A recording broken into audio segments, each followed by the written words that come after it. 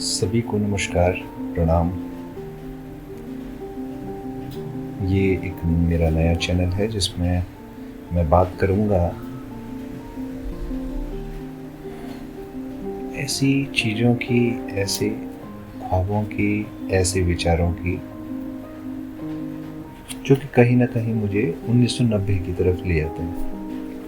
1990 इसलिए हमारे ज़हन में रेंगता हुआ, घूमता हुआ, सहमा हुआ, खुशी से लबालब हुए, हर प्रकार से वो हमसे जुड़ा हुआ है और हम उससे बाहर नहीं निकल सकते, क्योंकि हम उस जनरेशन के लोग हैं जो ऐसे समय पैदा हुए जिस समय शायद बीच की एक कंडीशन थी या एक ऐसी कुछ शर्त थी जहाँ पर हमें कम में जीना था और हम एक आशावान होकर के एक नए पथ की ओर अग्रसर होते जा रहे थे, जहाँ कंप्यूटर भी आ गए 2000 में, जिसे हमने सबसे पहले Y2K नाम से सुना। Y2K हमने कमांड के थ्रू कंप्यूटर भी ऑपरेट होते हुए देखा और हमने सीखा भी जब हमने चप्पल और जूते किसी भी कंप्यूटर लैब में जाने से पहले उतार करके और फिर अंदर आए। इसी प्रकार से उसके बाद आज जब ये लैब से बाहर निकल करके और आज हम अपने सामने लैपटॉप या पाम टॉप या फैबलेट टाइप की चीज़ों को अपने हाथों में, अपने लैप पे, है ना, अपनी गोदी में, या उसके अलावा पाम टॉप या जो मोबाइल फ़ोन्स हैं जिसे स्मार्टफोन आज हम कह रहे हैं, हमने लगभग सारी प्रकार की जर्नीज़ देख ली और इसकी एक एक पल को कैप्चर किया है हमारी स्मृति ने और हमारी यादों ने। लेकिन फिर भी आज हमें वही सरल, वही स्लो, जिसे बोलते हैं स्लो लिविंग लाइफ हमें पसंद है।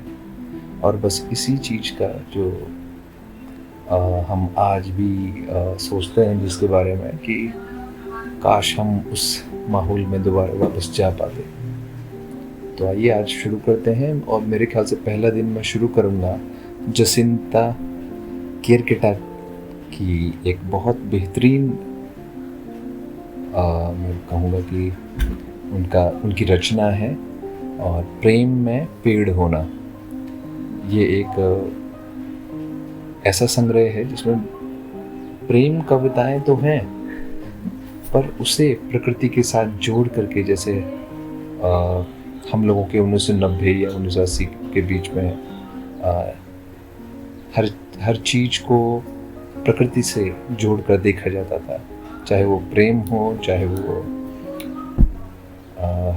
रिश्ते हों, है ना। तो ये नैसर्गिक जो लेख है या ये जो रचना है, ये हमारी कहूँगा जसिंता केरकेटा जी ने बहुत बेहतरीन तरीके से इसे एक पतली सी किताब के रूप में रखा है, और जो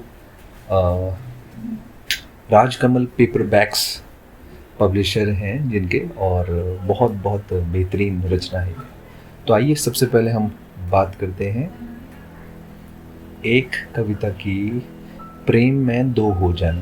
ये सबसे पहली कविता है जसिंता जी की। जसिंता जी बहुत ख़ास हैं क्योंकि इन्होंने जब क्योंकि ये अपनी भूमिका में जो किताब लिखी है इन्होंने, उसमें भूमिका में काफ़ी संजीदा रूप से इन्होंने एक एक बात को रखा है कि वो बचपन से लेकर के और आज तक कैसे प्रेम का अर्थ उन्होंने समझा है। और उसी चीज़ को आई थिंक कहीं ना कहीं घूम फिर के अगर हम समझें तो, क्योंकि वो झारखंड से आती हैं, तो प्रकृति उनकी एक एक शब्द पर झलकती है,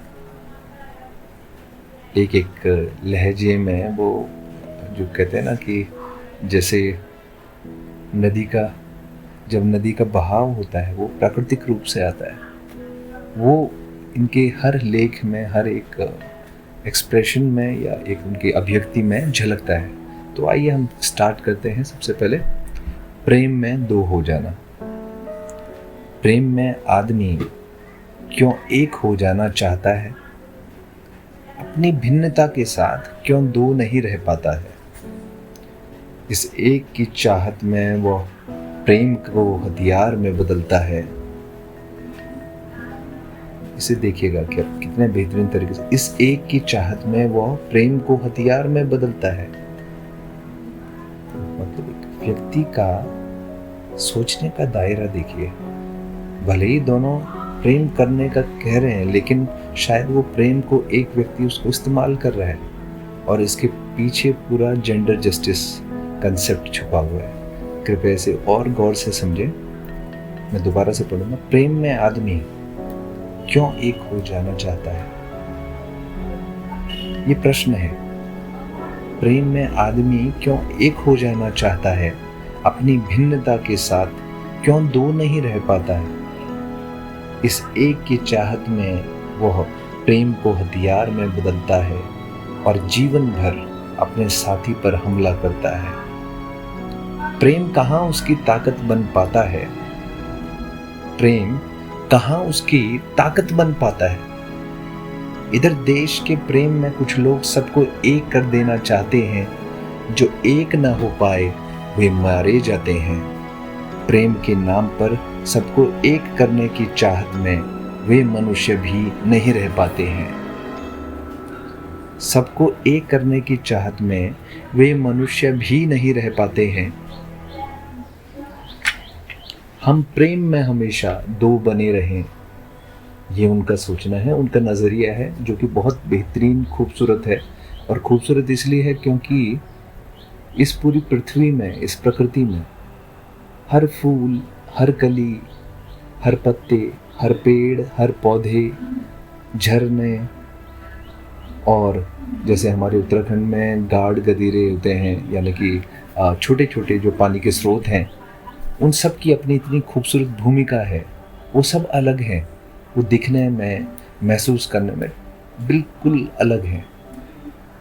तो ये इनकी जो कहानी है, जो ये कहना चाहते हैं कि क्यों ऐसा होता है कि हम बचपन से यही सुनते आए हैं कि हम दो हैं और दो से दो प्रेमी हैं, तो दो प्रेमी एक हो जाते हैं।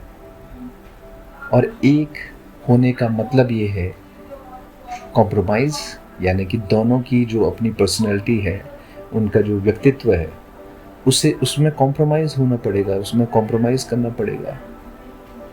वो बाधाएं ला रही है, यानी कि वो प्रिय नहीं अप्रिय है, वो कंफर्टेबल नहीं है, है ना। तो उस चीज़ को बताया जा रहा है कि that's why there is a friction between two people who want to live together forever, and that's where she is focusing on कि इंटरप्रिटेशन कितना गलत किया हुआ है हमने। इवन मूवीज़ में आप देखेंगे, आपको मिलेगा कि दो बदन एक जान, ऐसे करके बहुत टाइप की जो बोलते हैं ना कि संज्ञा दी जाती है।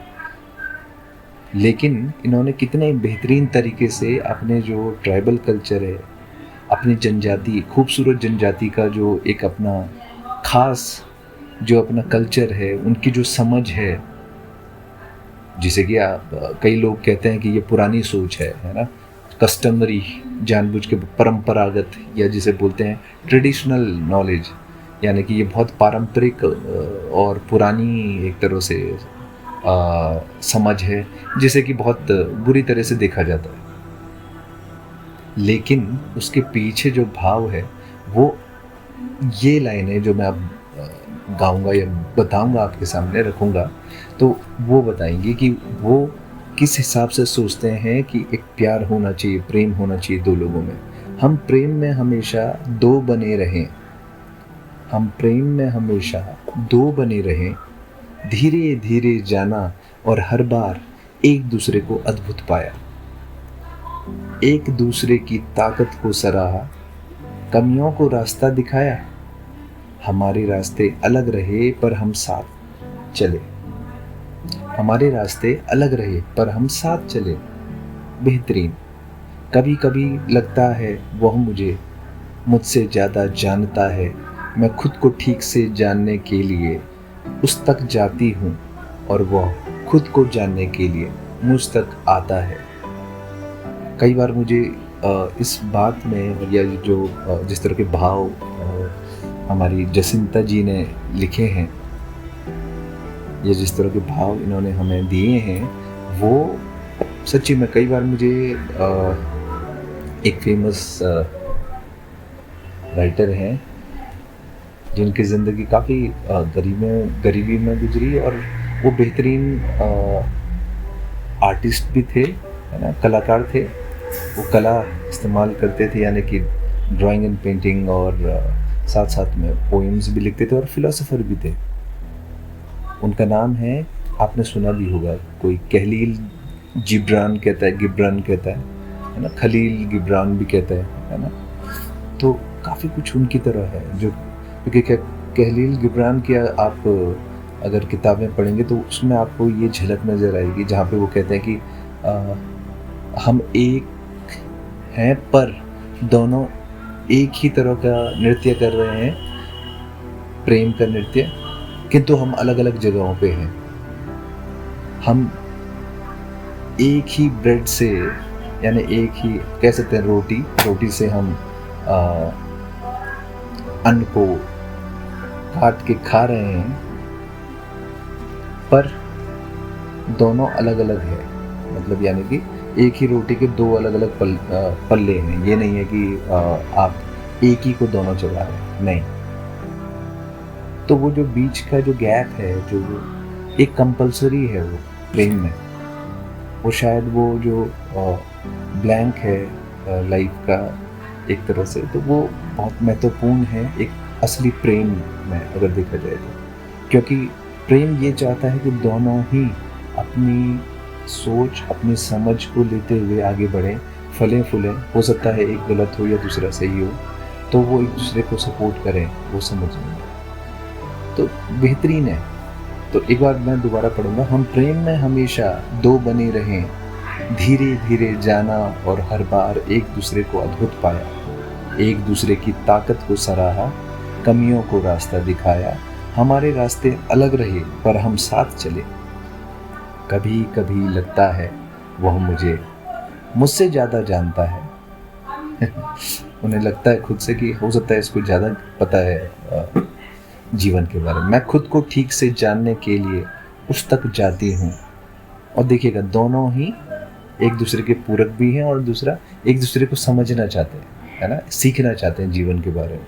मैं खुद को ठीक से जानने के लिए उस तक जाती हूँ और वह खुद को जानने के लिए मुझ तक आता है।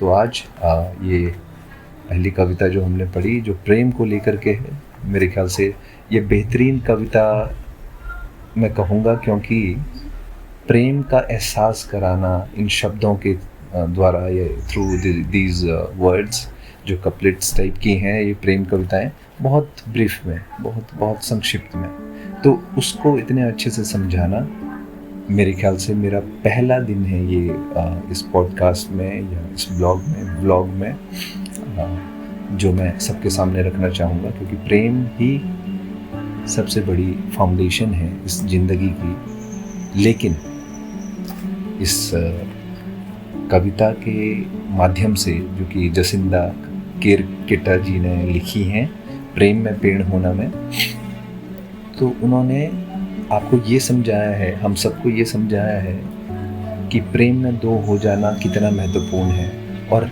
प्रेम की सही परिभाषा क्या है। ठीक है दोस्तों, फिर मिलेंगे कभी और देखते हैं कब दोबारा से हमें मौका मिलता है। कोशिश करूँगा मैं समय समय पर अपने इस चैनल नॉस्टैल्जिया के माध्यम से आप लोगों के समक्ष अपने शब्द रखने के लिए। मेरा जो संवाद होगा आप लोगों से, वो मानवीय गुणों को लेकर के, मानवीय चिंतन को लेकर के होगा और उन सभी चीज़ों को लेकर के होगा जो कहीं ना कहीं आप द्वारा भी अप्रिशिएट की गई हो। और इसमें हिंदी में, अंग्रेजी में, मैं एक तरह से जो बोलते हैं ना कि आम भाषा में आप लोगों से बातें करूँगा। ठीक है ना? ओके, नॉस्टैल्जिया में बने रहने के लिए और मुझे इतनी देर तक सुनने के लिए झेलने के लिए मुझे मैं धन्यवाद भी कहना चाहूँगा। आई एम रियली सॉरी अगर आपको इसमें कोई भी खामियां लगी। I will be welcoming all your feedback so that I can improve upon this work. ये कुछ ऐसा वर्क है जो मैं बहुत मन से कर रहा हूँ और कोशिश कर रहा हूँ कि क्या ऐसा कोई प्लेटफॉर्म हो सकता है जिसके माध्यम से हम अभी भी वो स्लो लिविंग को दोबारा से पुनर्जीवित कर सकें, उसको रिलीव कर सकें। और ये जो आज की तारीख में जो भागा दौड़ी की जीवन है, जो बिना बात के हॉर्न बजाना और बिना ब्रेक की ज़िंदगी है, क्या हम इसको पराजित कर सकते हैं? बस ये प्रयास उसी चीज़ के लिए है, उस पीसफुल लाइफ के लिए है जो हमने पहले भी जी है और हम आगे भी जी सकते हैं, जो कि हमारे पर्यावरण और हमारे प्रकृति के साथ सामंजस्य स्थापित करके ही संभव है। ठीक है, अब मिलते हैं अगले एपिसोड में। बहुत बहुत धन्यवाद सुनने के लिए दोस्तों, और टाटा बाय बाय, नमस्कार।